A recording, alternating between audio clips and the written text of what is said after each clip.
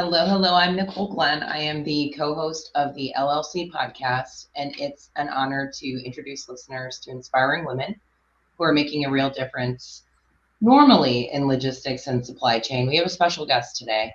But with the LLC podcast, you'll hear inspirational stories, both personal and professional challenges our guest overcame, how their backgrounds help shape who they are today, and how they empower others, giving back to their communities and often the world.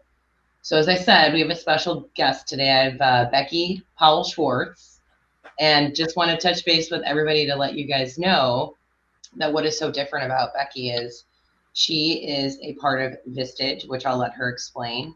But I've had the opportunity to be coached and mentored from Becky. So I thought this was a great concept to bring her on. I know it's not logistics, but it's about leadership and diving into your career and really what's going to help you take those next steps to propel your trajectory in all things good. So Becky has become one of the most important people in my life. And so I want her to be able to share some insight, and we have some great questions for you today. So Becky, thank you so much for being here today. Nicole, it's really an honor. This is one of the things that I love about being a Vistage Chair. I'm on a leadership journey like with you. And so I really appreciate the opportunity to talk to an audience of people that are in a specific industry. But, you are one of the great people that I have the honor of working with. I love it. So I just kind of want to dive in really quick because you have so much stuff to talk through. But can you give us a little bit of background on you and then educate the listeners on what is Vistage, first of all? Okay, so let me tell you a little bit about my background, and I'll end with Vistage, and then I'll tell you a little bit about Vistage. This is my third pivot. So I grew up in Indianapolis, and my father, at the age of 50, he left a corporate job. There was a young family. We came later in life, and he became an entrepreneur in selling residential and commercial real estate. He was really disciplined. He was a hard worker. He was a great connector, very positive. And I remember as a child listening to Norman Vincent Peale and Earl Nightingale, who were the John Maxwells of the 50s and the 60s, on the record player. So that might tell you a little bit about how old I am. Anyway, he had this hard-bound day timer, which kept all his notes organized. So I learned a lot of things from him about being a leader.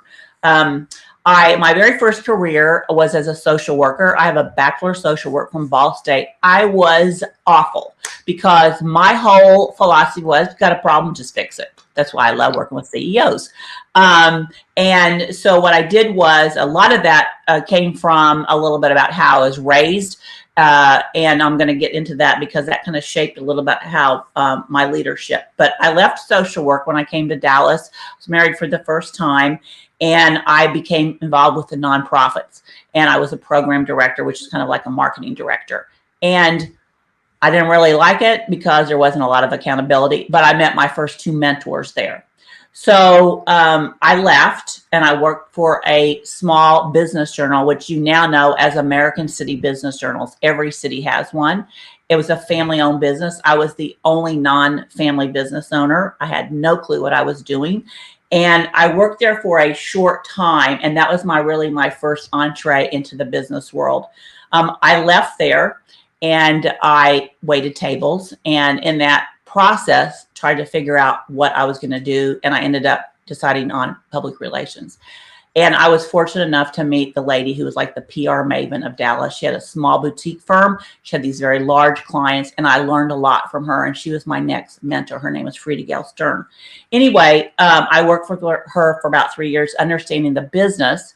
And then I went to work for my first corporate job, and I worked for a division of Federated Department Stores, you now know as Macy's. And it was a Texas-based headquarters store. And I was working there in PR and communication. I was the corporate spokesperson, and I was exposed to my very first merger and acquisition there.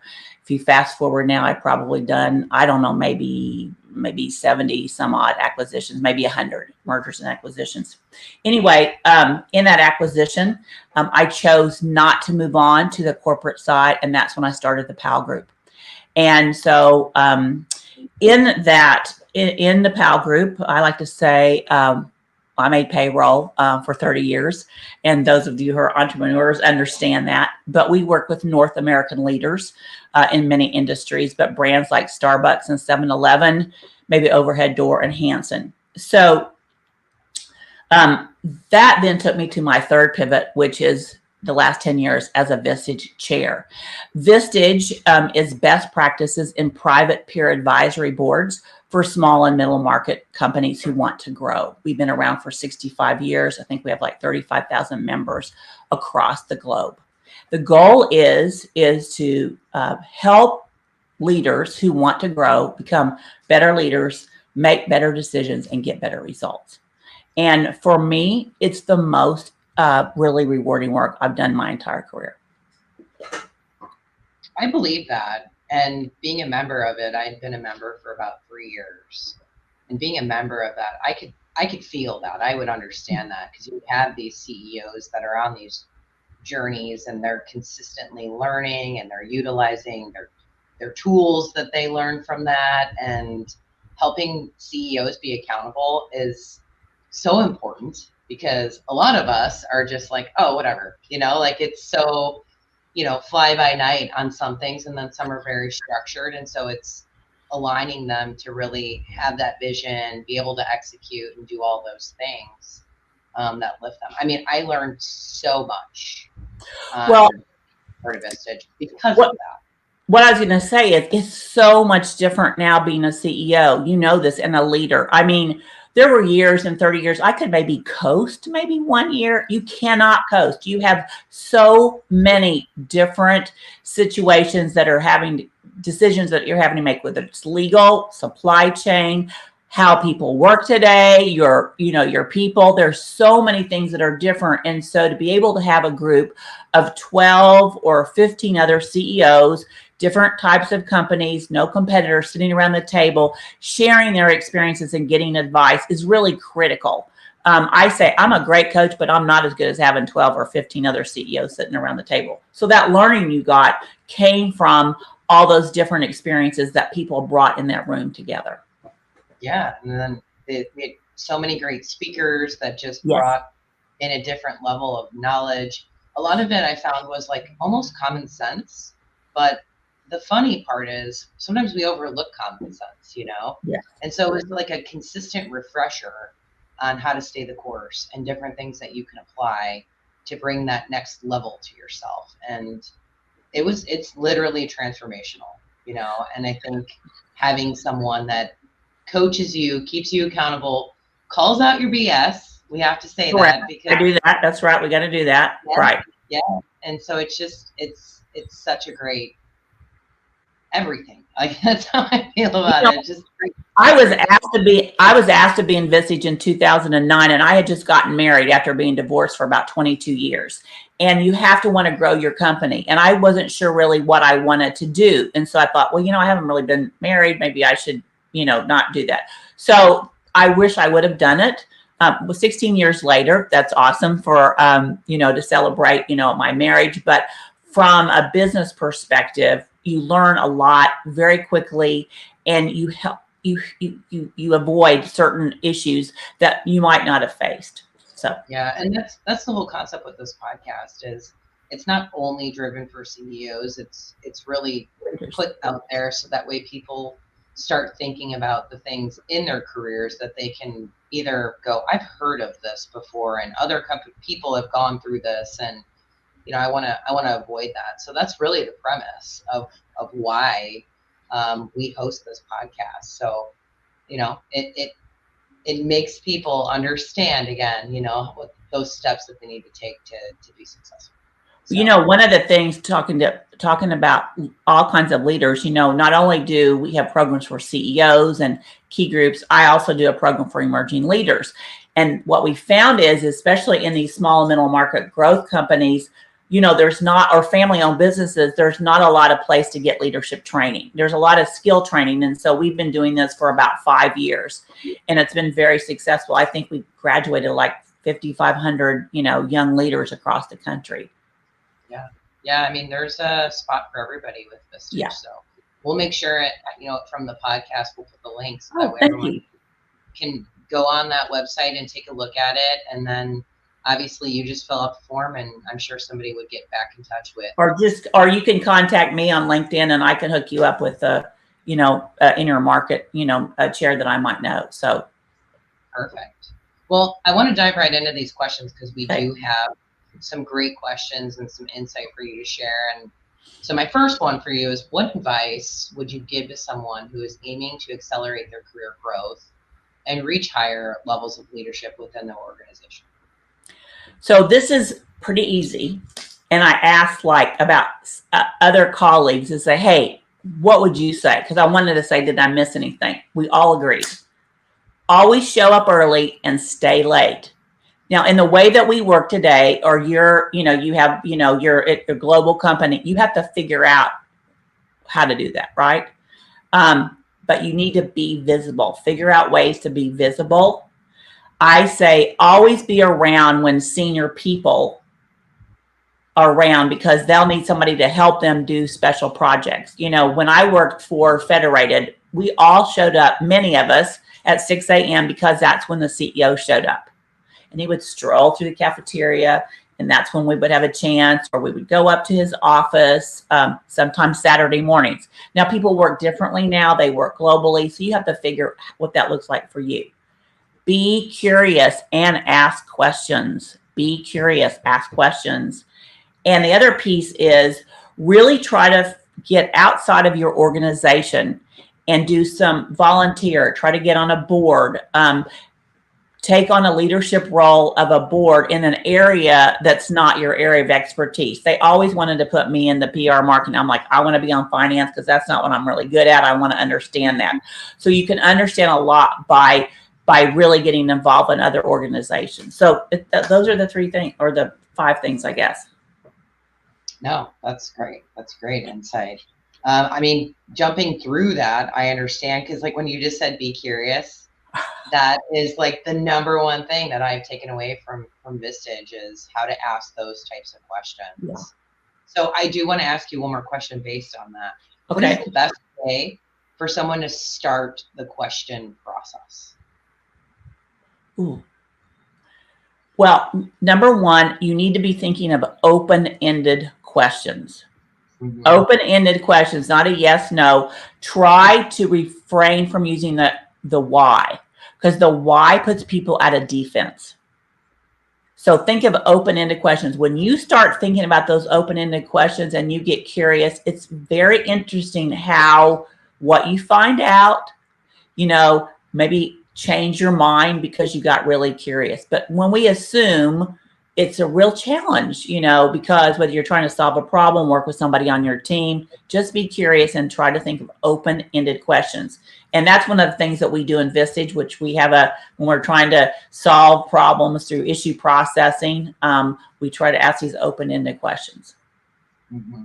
Mm-hmm. I got so much value out of doing that, and it is complicated, but if you have time before you're going to walk into a situation, maybe you just pull out a piece of paper, change your frame of mind to craft those, if it's not one of those spontaneous moments, and you do get so much more valued feedback and insight on stuff by having those open-ended questions. Well, if you do what you said, Nicole, which is a great suggestion, is that you have to listen.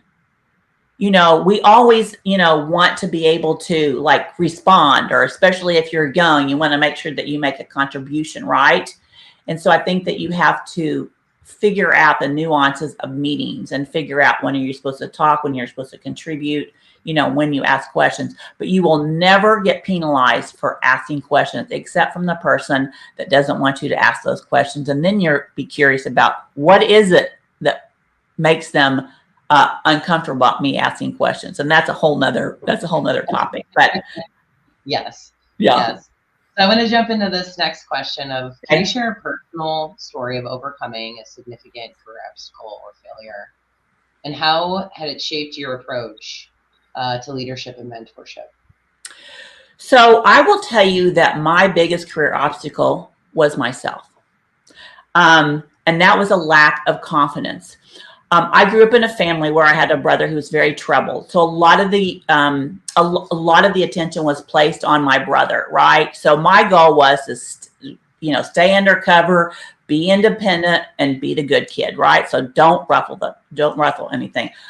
I had a few cheerleaders, but not really a lot. So I didn't have people that really, I mean, maybe they believed in me, but no one really told me that, except for I had a group of friends, those friends that I have one friend from high school, my pledge sister. We're still close. We travel. We're together this year. And then I had people along the way that believed in me, but it took me a long time. So what happened was, if you don't have a lack of confidence, or maybe you have like the imposter syndrome that we talk about, like, oh, well, maybe I'm not really as good as people think that I am, right? That really prevents you from making better decisions, taking the kind of risk that maybe could jump you. I know that in my own business, I ended up not selling, okay, which is what you don't want to have happen when you own a company. However, what happened is that we did not jump to social media fast enough. So my valuation went way down. Well, that's because I was listening to all these other voices instead of listening to myself to say, no, and looking at what was happening.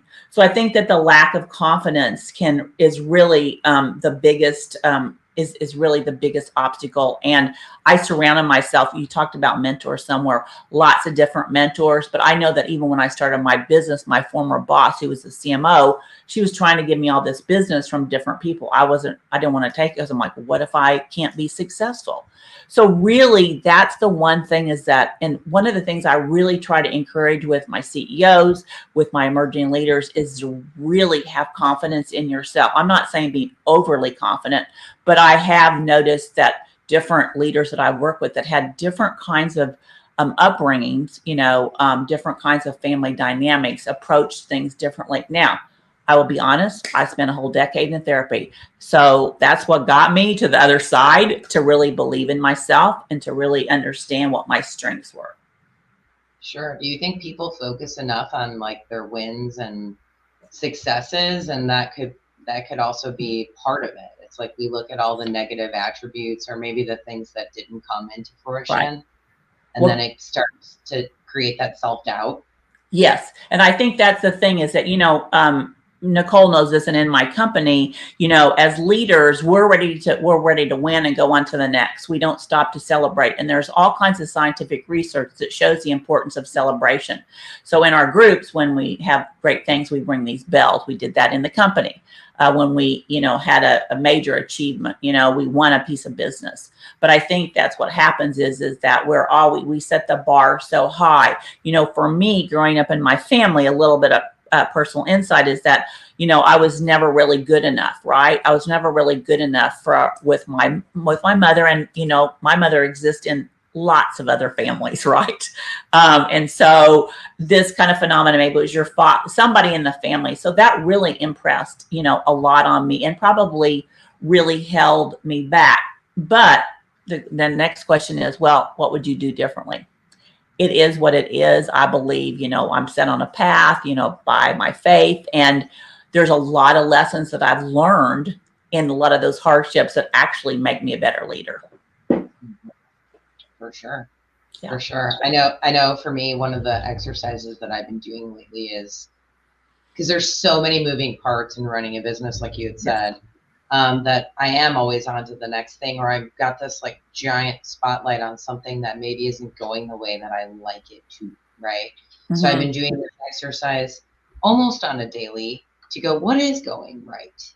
So that way it helps me balance the concept of, okay, I am doing all of these things. I can put my, flag in the ground on these wonderful things, which all of that touches that imposter syndrome, that confidence, that even those next steps of being truly open with it, to be vulnerable, to learn more. There could be times that you do need to learn more, Yes. And the more that you learn, even if it's just a little bit, you're dangerous then. If you're enough to be dangerous on some of these things and you're curious, like you're saying, all of that information that you keep digesting brings a different level of confidence too. Yeah. So yeah, I know I've been trying to do that and it's helped Really tremendously. good. That's a really good habit. But I do think how you bolster yourself, but you're great leaders are lifelong learners too. They always want to get better. I was just on a vacation. I was in a bookstore. It said readers are leaders. And that's true. And so I think always wanting to learn and get better is important, but also balancing that with, what did I have control of? What did I not have control of? And really taking, like you said, little pieces and building. So for sure. So reflecting on your own career journey, what pivotal moments or decisions helped you advance to where you are today as a Vistage Chair? Well, there are some pivotal points. Obviously, I'm in my third career. And so when I switched from, I was in a helping field, I thought I always was going to be in a helping field. And when I realized I wasn't good, I made a quick pivot to get out of social work. And I then went to work for a small firm, which I talked about. She was highly respected. She worked for, I was exposed to many different types of businesses, large companies like Miller Brewing to local developers. So I had this exposure along the way and I had some great mentors. Then when I went to work for this division of a large publicly traded company, that changed as well, because in that arena, I learned people, process, and planning, right? And that is when I was also exposed to, acquisitions and mergers. And it was in that period where people kept saying, I think you need to start your own business, including my boss. And again, I was like, no, I'm not going to do that. Right. But then what happened was not intentional, but then I chose not to move. So I started a business. One of the greatest pivotal points was working for a startup nonprofit. We basically built a $10 million business in less than a year with no staff, very little money in the bank, and no structure and no building. And we netted back $2 million. And $1 million of that is the seed money for, in Dallas, the Perot Museum of Natural Science and History. It's one of the leading nature and science museums in the country. It was led by a group of entrepreneurs.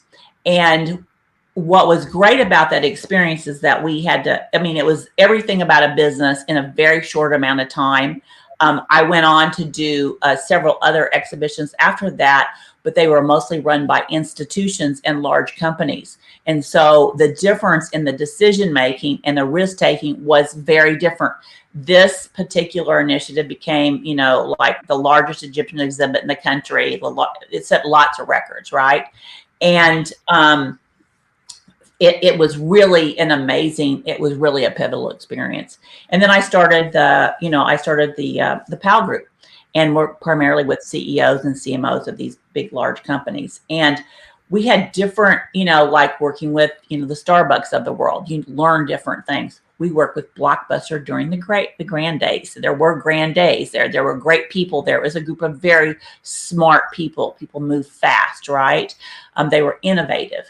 And so those were experiences that really led me, as a Vistage Chair, I have a large base of experience that I can draw from. I say, we don't solve problems. We just ask you questions, right? But I have a large base of experience, that I can draw from. And all the different kind of board work that I've done as well, serving on national boards, local boards, global boards. That helps a lot in really having a big understanding of different types of businesses, structures, how people work together, to really help me be the best that I can be. Sure. I'm listening to all these things, and some of this stuff I'm actually learning about you. I didn't know all of these things. So isn't that funny? I've known you for so long, and I don't know. We don't give our own business update, I guess, which people have asked us to do. But yeah, so. Yeah, when we go as being a member, it's really all about us, and so we don't get Yes. that opportunity to hear all of these wonderful things about you. I want it to be about you. So. Well, I mean, it's just making me think, because I know your personality too. Right. And so one of the things that I'm always talking to women about, and I keynote sometimes, is about asking for more, like almost being outrageous in their ask. And I know that I don't have this as a scripted question for you, but it's making me wonder, like, what are some of the biggest things that you've asked for? Because I mean, I'm listening to you going, okay, we got this board together of this many entrepreneurs, and we were able to do this. What was a giant ask that you weren't sure that you went, is this even going to happen? Like, can I even ask this? Am I being completely outlandish? And tell me something like of success from even if it's not this gigantic thing, like trying to get entrepreneurs on this board to help open this museum. Maybe what was one ask that you had that really surprised you, and where did that like kind of take you? So I'm sorry I'm putting you on the spot now, Becky. No, I think it's a fantastic question. I want to,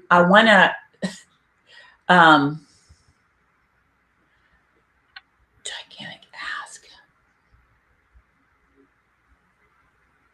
Well, it wasn't really a success.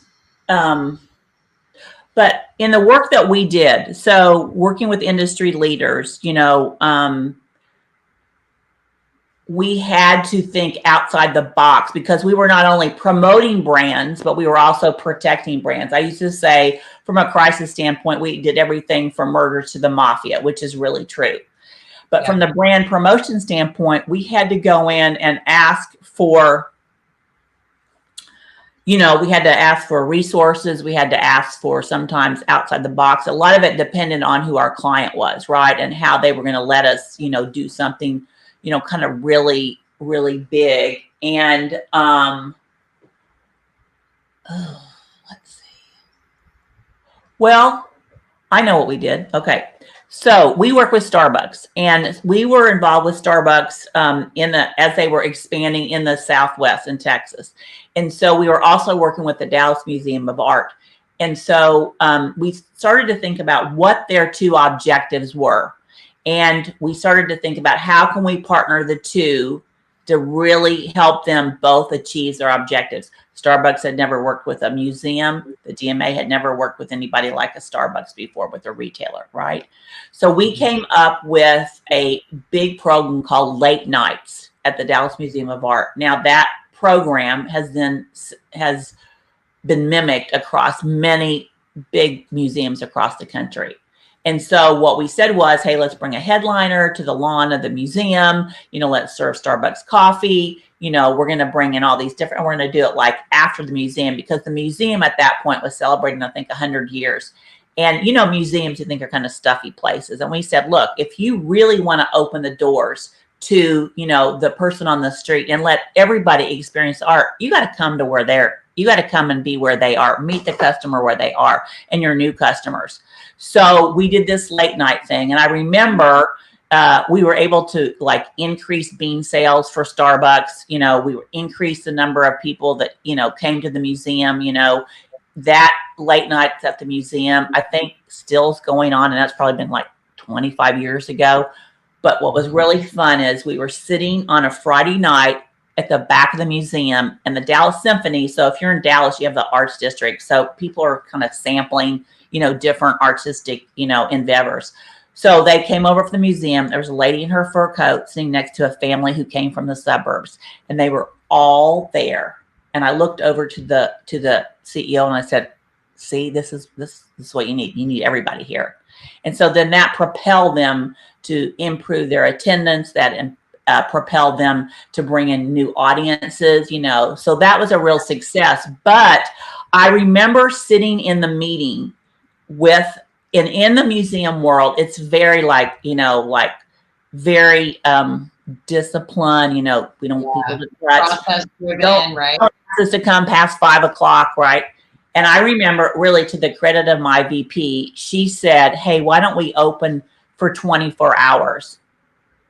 And the credit to the CEO, she said, they think that's a great idea. We about fell over because it was a big idea. And, and I credit Julie, who is my VP, saying that out loud, because usually that's one of those things that we said, what can we do that's really going to be big, and we're going to change the trajectory, we're going to change the image. So that was a success, and that was a big ask. Yeah.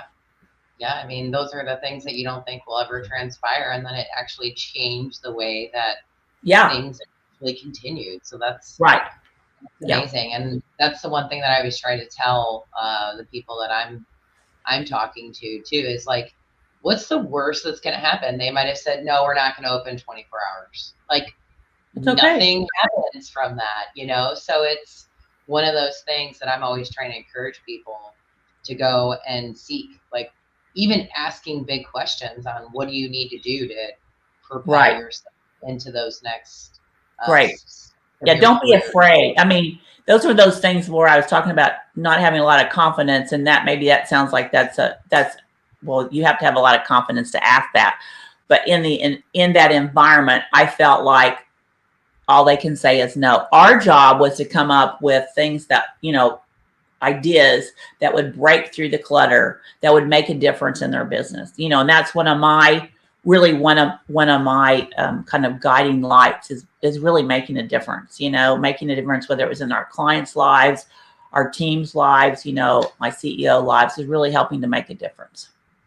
Absolutely. Well, we are out of time, like I knew we would be. There's so much stuff I could talk to you about on this. I almost think in the future you should come back. I would love to. I would love to. You can share some additional great insight. I mean, I'm even bummed that I can't ask you this one question that we still had planned, but